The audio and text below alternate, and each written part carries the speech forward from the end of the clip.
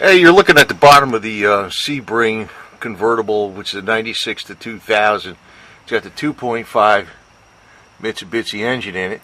And I want to point out some things because some of the stuff, it's kind of interrelated. What I was doing here actually was I was taking out this bracket right here. This is the AC pump, and above it is the alternator. But I want to tell you a few things like about this, how it's set up in here, because if you have to take out the alternator, there's a bolt in the bottom that is behind this AC compressor. And what you have to do is you have a bolt right here, a bolt right here, a bolt up there, and one back in there. These are 13 millimeter. You got to move this AC compressor out of the way to get to the bolt on the bottom of the alternator.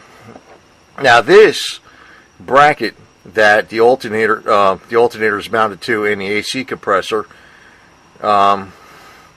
is actually one of the mounting pads when you lower the engine. If you're going to lower the engine trans assembly, this is one of the areas that it would be on the special jack that goes right in here. What I did was I JB welded where the oil pump mounts to the block, because there was a slight oil leak there and it was getting on my serpentine belt and getting up in the alternator. It wasn't a really bad leak, but it only leaked when it was running. Very slow drip, very annoying. And since I changed the timing belt, the tensioner, the pulley, the whole 9 yards in there, and the water pump, I didn't feel like taking all that out again, then pulling the bottom gear and then taking out the oil pump. So I figured I'd try to JB weld it and see what happens. So what I had to do was I had to take this bracket and move it out of the way. There's a bolt here, there's a bolt there, I don't know if you can see that, and then there's a bolt right here that is, you'd actually have to take the 4 bolts for the AC compressor out to get at that bolt. And then there's a bolt right here, and that bolt you can't get at. If you look right here, this piece that's actually part of all this like engine mount, whatever you want to call it, that is where your if I got it around here someplace, this thing, your pulley goes to tension the serpentine belt. And this little thing slides in that slot, and there's a little bolt that goes up against here, and it pushes this tensioner against the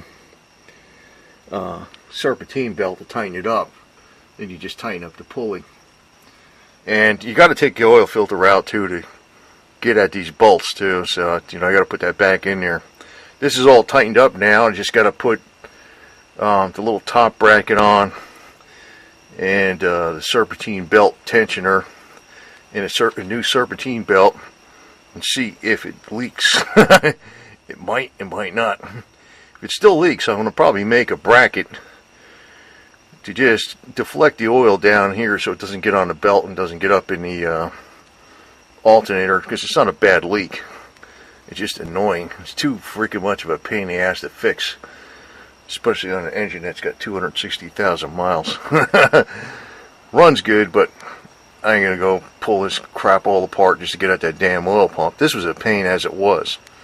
So we shall see how this works out. I'll show you the top bracket on where the alternator is. Okay, this is the top bracket for the alternator, and you got a bolt right there, bolt there, and this bolt on the side. Now, the side bolt goes right on here, right to this thing I'm pointing at. that bolt goes right through here, and you got a bolt here and a bolt here, and you got to disconnect this to get out these bolts. And you might not notice this bolt because it's tucked down under here, and this bracket sometimes gets in the way, and that bracket is actually to hold the wire. You got a little zip tie in there that holds the wire in place. So definitely a major pain in the ass, I can tell you that. This car is a difficult car to work on. There's no doubt about it. So if you actually take out the alternator, you know, it's fairly easy to get off this top bracket. You know, it's fairly easy to get out the bolts, but the one thing, there's a bolt on the bottom that you got to take the 4 13mm bolts out. You don't have to take them out all the way, but you got to have them loosened all the way. You probably won't be able to pull them out, the bolts out physically all the way, for the AC compressor, so you can move the AC compressor out of the way to get at the bottom bolt for this alternator. If you ever have to pull that out, I actually have a separate video on removing the alternator. But I'll see if this works. You know, the JB Weld trick. It might. It might. I'm not sure. Difficult to say.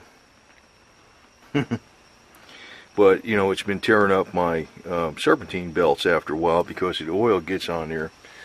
And, you know, instead of changing the serpentine, you know, I guess you could fix it, but it's a lot of labor to get at that oil pump.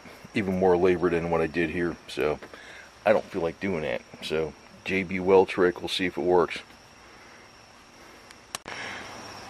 Yeah, I figured I'd just post this video because this is, I got videos on taking out, one video on taking out the alternator. I also got a video on the serpentine, couple videos on the serpentine belt system, and, you know, the adjuster with the pulley in detail. So that's on the channel. And I also have a video on changing the oil plug that goes from the oil pump straight down the oil galley. That's where the Mitsubishi engine uses their oil pressure sender. It doesn't use it. This is a Chrysler, so on the Chrysler with the 2.5 Mitsubishi, they use the oil sender on the oil pump itself, on the oil filter housing itself. So I changed out, I put new sealer on that plug because there was a leak down there someplace. A lot of people think the leak is in the oil pan. It could be in the oil pan, but this seems to be a common leak. And it might be because when people are taking apart the timing belt, they might loosen up and then retighten where the oil pump mounts are. And you know, that might be why it does this. I don't know, but it is a common leak. So I don't know if this is going to work, but I used Awesome Cleaner first, clean the area where I JB welded. Then I used a full can of brake cleaner. Then the next day I used another full can of brake cleaner. Then I let it dry. Then it was rained a couple days, so I couldn't work on it. And then I put the JB Weld on there and let it dry for 24 hours before I started bolting things up. So it's almost together, but I might not be able to work on it for a few days. But we're going to find out. I'll let you know in the comments section if it worked to stop the oil leak, which is a common oil leak on these cars, where the oil pump mounts to the block. It'll only leak when the engine is running. I'd say get about 300 to 500 miles per half a quart of oil on this engine, even with the leak. But it causes oil to start dripping on the alternator, get on the serpentine belt, and it gets on the alternator. And sometimes it makes a little bit of smoke because the oil's burning off the exhaust manifolds or the exhaust pipe. And it's annoying. So hopefully this fixed it or slowed it down drastically. I don't know. We'll find out. But the other side of it is, this is a lot of labor in itself, but it's a shitload more labor to take out the oil pump. believe me. So I don't want to do that, especially on an engine with 260,000 miles.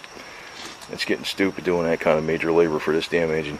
It runs good, but I ain't gonna go bother doing that much. Next time the timing belt needs to be changed, we probably have about 325,000 miles, and I don't know if it's gonna last that long. So we'll find out.